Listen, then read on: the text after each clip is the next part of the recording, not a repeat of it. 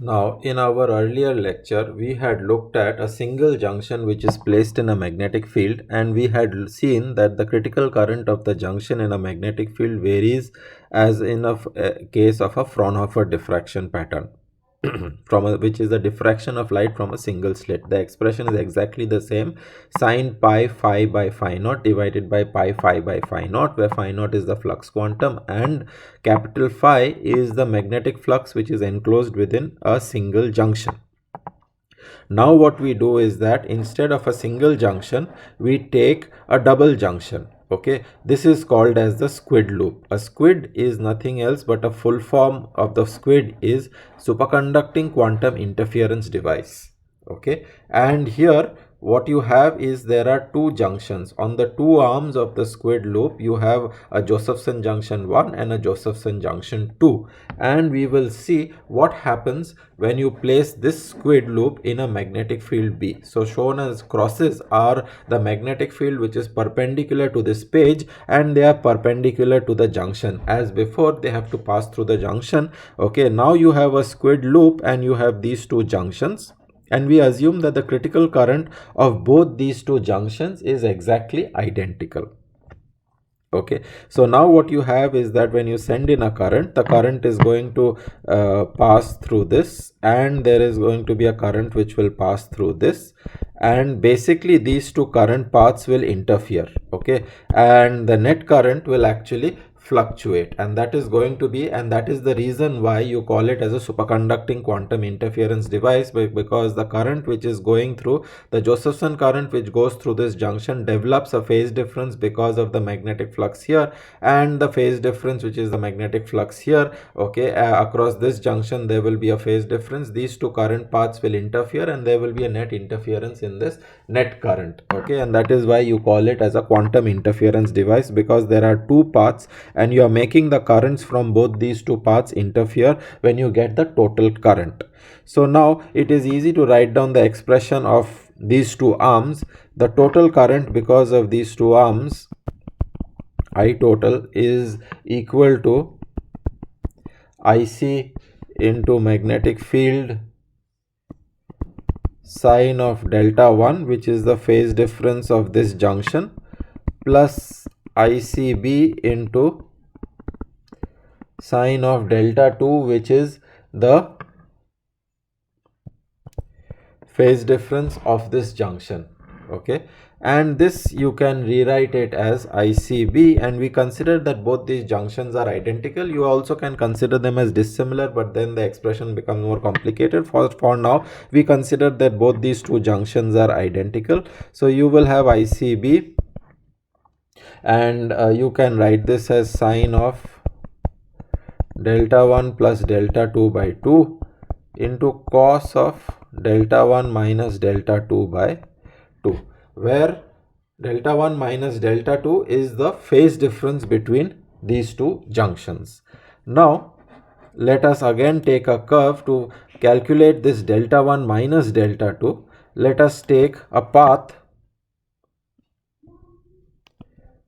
C which is going across both these two junctions. This is this blue color path that I am drawing here. Okay, this path C,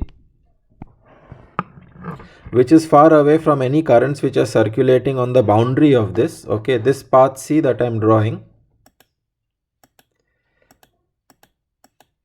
maybe I will just let me draw it separately. So we take this Josephson junction which is placed in a magnetic field. The magnetic field will be entering into the junctions 1 and 2, which is shown here. Okay, these are the two junctions in these two arms, and there is a phase difference delta 1 across this junction and a phase difference delta 2 which is developed across this junction. Okay, there is some magnetic flux inside this junction and inside the other junction. Okay, and in the center you have this open region. Okay, there is magnetic field field which is inside this region, and there will be a little bit of flux which will penetrate into this superconducting region. Okay, that is shown in this green region. The green essentially shows the shielding currents which are circulating up to a distance lambda from the edge of this junction. Okay, so this is up to a distance lambda, this is up to a distance lambda, where there are shielding currents circulating and magnetic flux is penetrating into this region. So this is basically a squid loop. It has two arms, upper arm and lower arm, and there is a open region in between. Magnetic flux is present here, and it is also present inside this junction. Rest of the regions are all superconducting. They will expel all magnetic field from within its interior, and you are sending a current from one end. The two arms interfere, the currents from the two arms interfere, and there will be a net current, and that is the current that we have written down. There will be a sign into cosine term, where cosine term depends on the phase difference delta 1 minus delta 2. Now to find delta 1 minus delta 2, we take recourse to our earlier expression which relates currents, fluxes and flux quanta, which we had shown that for a curve C which is far away from wherever there are currents which are circulating, the equation can be written as nothing else but d of I dot d is equal to phi naught b dot s bar. Okay, this was the flux, this we had written down earlier, and this is the total phase change. Now across, if you go across this loop, okay, if you go across this curve C, if you find out the net phase difference, you can show that this net phase difference is nothing else but delta 1 minus delta 2. This will be the total phase difference. In one direction it will be positive, in the other direction it will be negative. So delta 1 minus delta 2 is the total phase difference that you will get, the net change in phase, into 2 pi phi by phi naught. Okay, so 2 pi phi by phi naught into the flux which is enclosed. What is the magnetic flux which is enclosed within this loop? And that is the flux which is enclosed in this circular region, because magnetic flux is only present in this region. So that phi is the magnetic flux which is enclosed within this circular region. So now we can write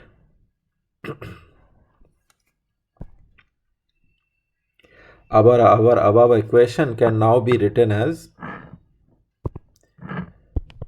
I is equal to the total current which is coming out. So you have an input current, there is a current which bifurcates, and then the current IT which is coming out after the interference of these two currents will be ICB into sine of delta 1 plus delta 2 by 2, the average phase difference of the two junctions, into cos of delta 1 minus delta 2 by 2, and this delta 1 minus delta 2 by 2 for a loop C, for around this loop, okay, or around this curve C which is taken far away from the edges of the squid loop where there are currents.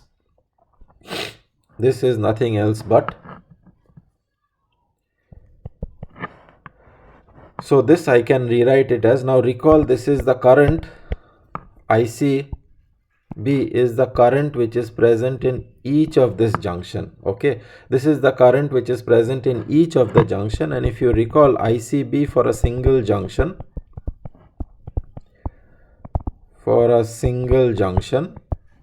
single Josephson junction is IC0 into sine of phi prime by phi 0 divided by pi phi prime by phi 0, where phi prime is the magnetic in each junction. Phi prime is the magnetic flux which is enclosed within each Josephson junction. So if you recall, this was your Josephson junction.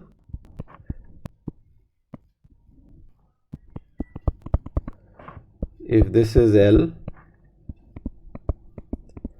and this is T effective,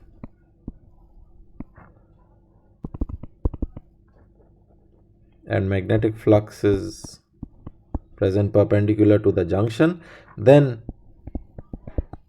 phi prime will be the magnetic field into L into T effective. Okay, how much is the flux which is enclosed within this region of each single junction. So in each Josephson junction, the phi prime that I am writing here is the magnetic flux which is enclosed within this junction and this junction, and this flux phi is the magnetic flux which is enclosed inside this squid loop. Okay, this flux phi that you are obtaining is the magnetic flux which is enclosed within this squid loop. Okay, so therefore I can write my IC as I as equal to there is a factor 2 which I forgot to write.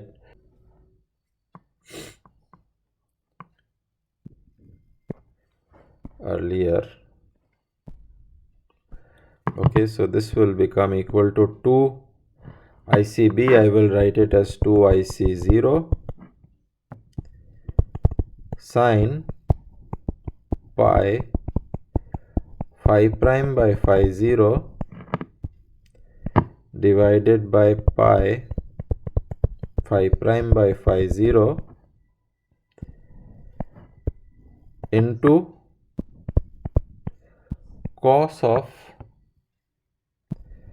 pi phi by phi 0 into sine of average delta, where average delta is delta 1 plus delta 2 by 2. This is the average phase difference. Okay, this is the average phase difference. So the above expression, this is the total current in your squid loop. The total current in the squid loop is this. Okay, where phi prime is the magnetic flux. This phi prime is the magnetic flux which is enclosed in each junction, and phi is the magnetic flux which is present inside the squid loop. So if this is your squid loop and these are your Josephson junction 1 and Josephson junction 2, so this is your Josephson junction 1 and this is your Josephson junction 2. These are the two arms of the junction. Then the magnetic flux which is enclosed within this loop is phi, and the magnetic flux which is enclosed in each of this junction when placed in a magnetic field. So when you apply a magnetic field to this junction, then the magnetic flux which is enclosed in each of these junctions is phi prime, and the magnetic flux which is enclosed within this squid loop is phi. Okay, now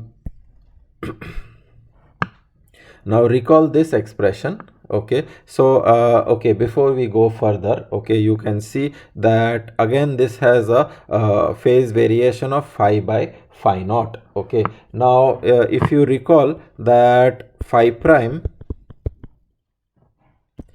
is equal to phi naught for a typical junction where T effective is roughly 200 nanometers, which is roughly twice of lambda, and length of 1 millimeter, then phi prime is equal to phi naught for B is equal to 10 raised to minus 1 Gauss. We had seen in our last lecture that if you want to calculate the flux in each junction, when does it become equal to the magnetic flux quanta phi naught? Then it becomes equal to at minus 1.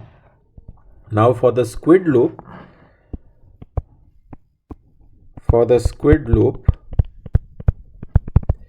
if r is the radius of the squid loop, which is say roughly 1 centimeter, if you take the radius of this squid loop to be about 1 centimeter, this is the radius of the loop to be 1 centimeter, then the magnetic field at which phi becomes equal to phi naught,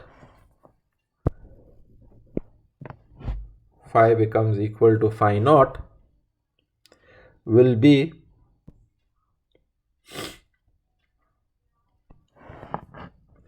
equal to B into pi r square into phi naught for the squid loop. For flux enclosed within squid loop. Okay, and therefore the magnetic field B, this B would be phi naught pi r square. Okay, for 1 centimeter, this, if you put r is equal to 6 into 10 to the power of minus 8 Gauss. You will find that the magnetic field would be 6 into 10 to the power of minus 8 Gauss. Okay, so whereas, okay, so now if I plot this, okay, so if you recall, the current I total in the squid loop is now twice IC0 sine pi phi prime by phi 0 divided by pi phi prime by phi 0 into cos of pi phi by phi 0 into sine of delta 0. Okay, and this is nothing else but, if I write this as ICB for the squid loop, then the I total for the squid loop becomes ICB sine of this average phase difference, where ICB is this, the ICB of the squid loop is now this. Okay, now we know that this function cos, okay, so ICB for the squid loop is twice IC0 sine pi phi prime by phi 0 divided by pi phi prime by phi 0 into cosine pi phi by phi 0. Okay, now this cosine function, so if I plot this function,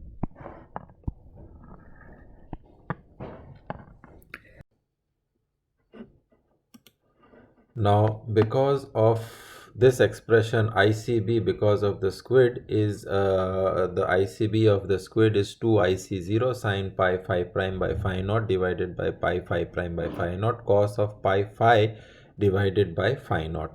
Now this term is coming from each of the junctions in the squid. This term is coming from each of the junctions which is present in the squid, and the blue overall curve is the diffraction pattern because of each single junction, and you can see its minima is at about 10 raised to minus 1 Gauss for a typical junctions that we had chosen earlier. Okay, so this is where you have the minimas of this junction because of this term sine pi phi prime by phi naught, okay, divided by pi phi prime by phi naught. It becomes minimum at phi is equal to phi prime equal to 0, phi prime equal to 2 phi naught, phi prime equal to 3 phi naught, and so on. And the magnetic field at which this happens is about 10 raised to minus 1 Gauss for a typical single junction. Okay, however, the net effect of both of these junctions, that when you consider both of these junctions, okay, you consider that there is this both these junction have over envelope of the waveform which is going to 0 at about 10 raised to minus 1 Gauss. But if you have both of these junctions, then because of the interference of currents which are flowing along both of these junctions, you have this pi phi by phi naught term, and phi is the flux which is enclosed within the squid loop, and we showed that the flux when phi is equal to phi naught is about 6 into 10 raised to minus 8. Cos of pi phi by phi naught will become minimum at phi 2, so it is about 3 into 10 raised to minus 8 Gauss. So you can see that inside this there is a modulation of the critical current in a magnetic field of this dual junction loop. Okay, and this modulation is now happening at a magnetic field which is 10 raised to minus 8 Gauss. It is orders of magnitude more sensitive than a single junction. Just by using a double junction, we have obtained about a 7 orders of magnitude improvement in sensitivity in detecting magnetic fields. Now, by this modulation of this critical current, you can see that it is becoming 0 with just about 3 into 10 raised to minus 8 Gauss. Then it becomes 6 into 10 raised to minus 8 Gauss. Then it will become accordingly, it will change accordingly. So you can see that you have obtained an orders of magnitude, about 7 orders of magnitude improvement in sensitivity in detecting magnetic fields using this squid loop. And that is why these squid junctions are so important, because they can detect extremely small magnetic fields. And if you recall that this behavior of the critical IC is now, earlier we had seen that a single junction was analogous to diffraction from a single slit. This junction, this form of the current for this double junction, is actually to intense from a double slit.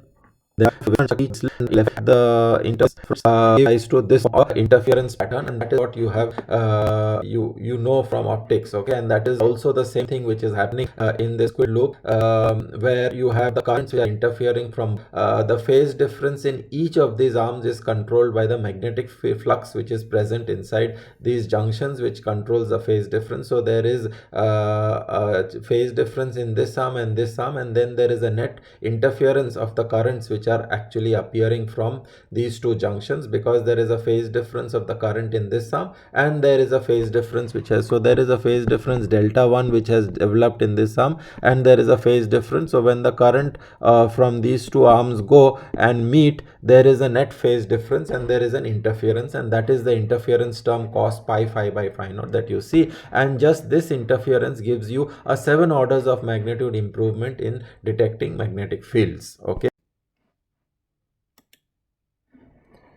now the total current in the squid loop therefore becomes minimum at these points, which is at least 7 orders of magnitude smaller than that for a single junction, and therefore it gives rise to huge improvement in sensitivity in detecting changes in magnetic fields.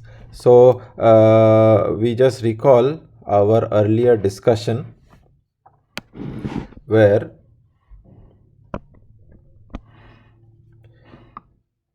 if you recall, we had drawn the current voltage characteristics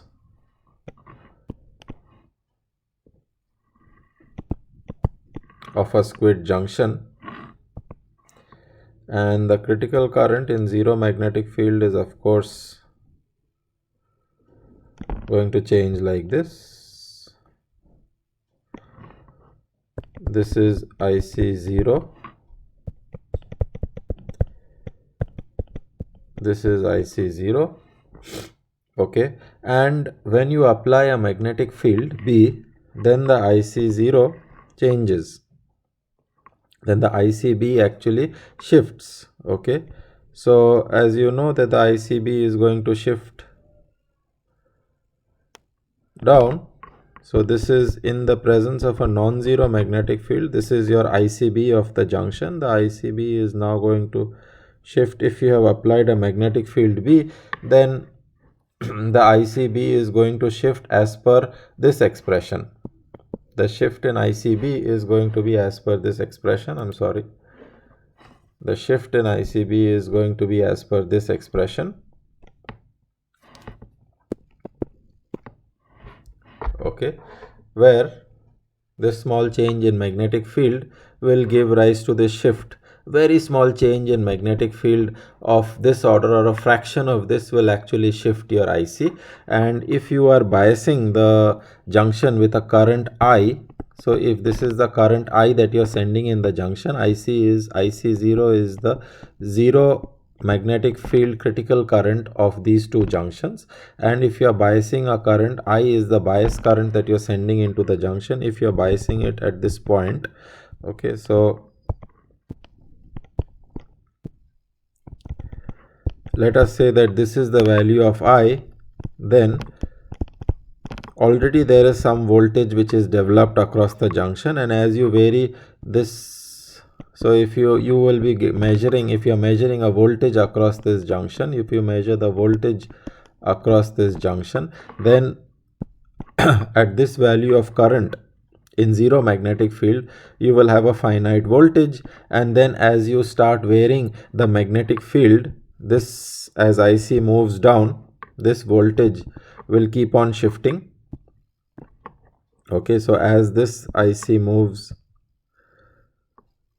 down. As you vary the this thing, your voltage will keep on shifting, okay, and it will show a modulation, where this modulation in magnetic field, this will be 0, this will be roughly 3 into 10 raised to minus 8 Gauss, and so on, so 6 into 10 raised to minus 8 Gauss, and so, or in magnetic flux will be phi 0, this will be twice of phi 0, and so on. So if you measure voltage as a function of magnetic field, then there will be changes in, very small changes in magnetic field, which will give you changes in voltage across the junction, okay. So you can detect just by changing the magnetic field by a very small amount, there will be changes in voltage across the junction, and so it becomes a very sensitive detector. Such devices like the Josephson junction have now found wide application now in quantum computation, and various other devices for very sensitive magnetometers, where very small local fields are generated by very low magnetization samples, and these are detected by the SQUID magnetometer, by the SQUID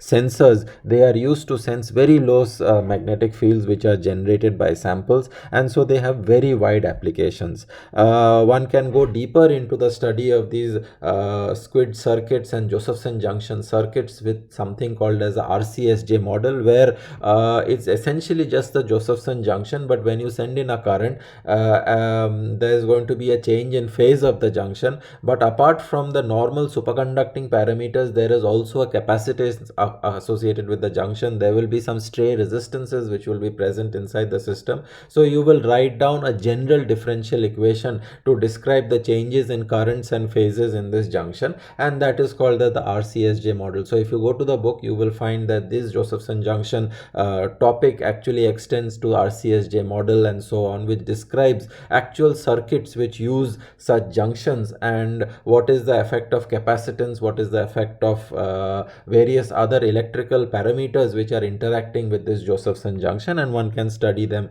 But the basic idea of the Josephson junction is what I have given you, and the most important device, practical device, which is realized out of the Josephson junction is the SQUID loop, which has got unprecedented sensitivity in detecting very low magnetic fields. So with this sort of discussion, I will end the discussion of Josephson junctions at this point, without getting into the RCSJ model, because that is something which either you can study, or maybe in the future I will put up some lectures on it. But for the moment, we will restrict our discussion to this SQUID loop and the Josephson junctions.